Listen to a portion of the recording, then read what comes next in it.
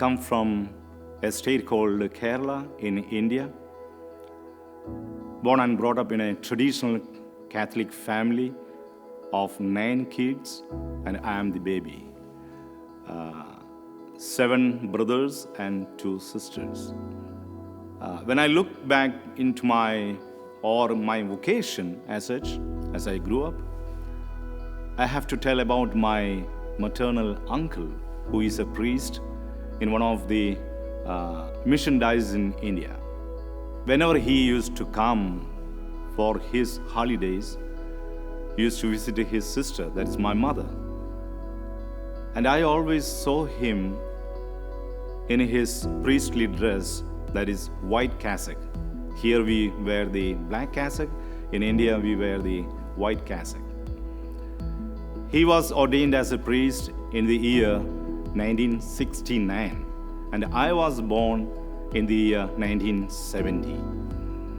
So from my childhood onwards, I am seeing him as a priest.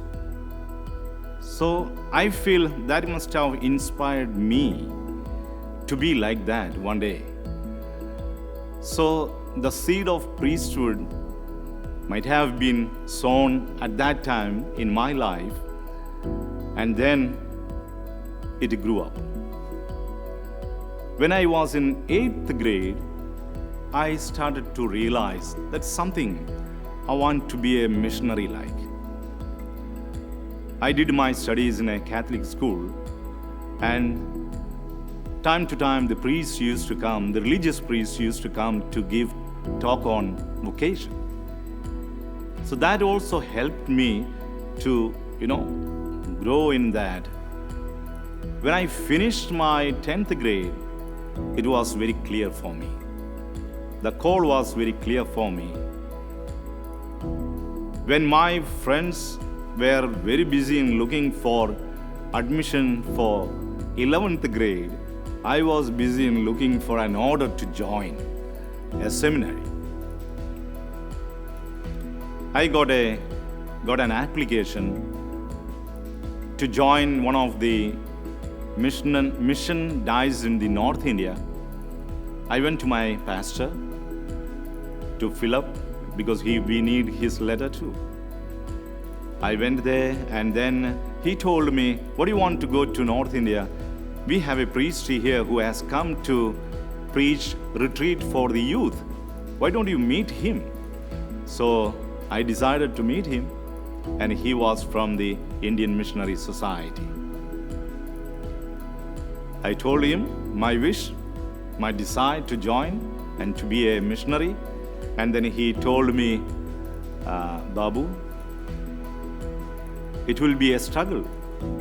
There will be difficulties.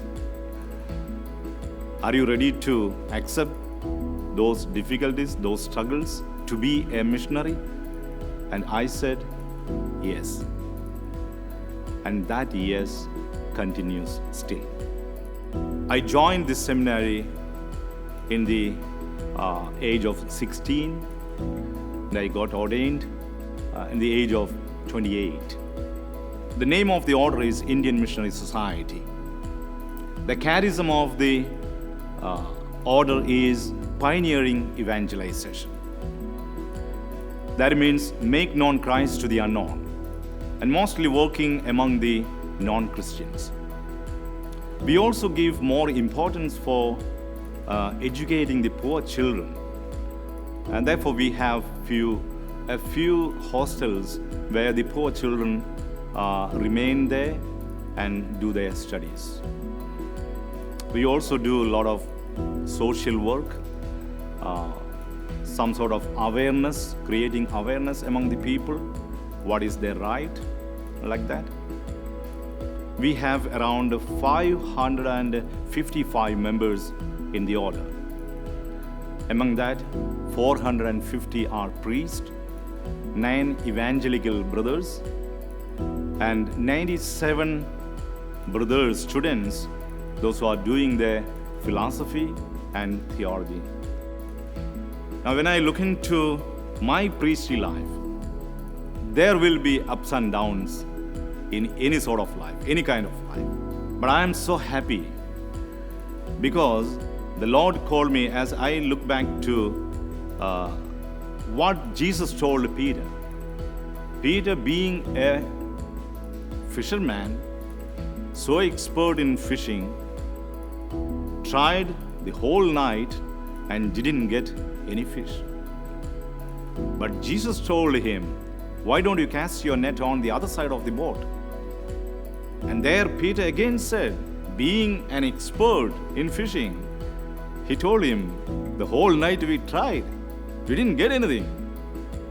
But still, he obeyed his command. And then he cast the net on the other side of the boat, and there he succeeded. It simply means when we are able to reorient our life according to God's plan, we'll see the success in our life.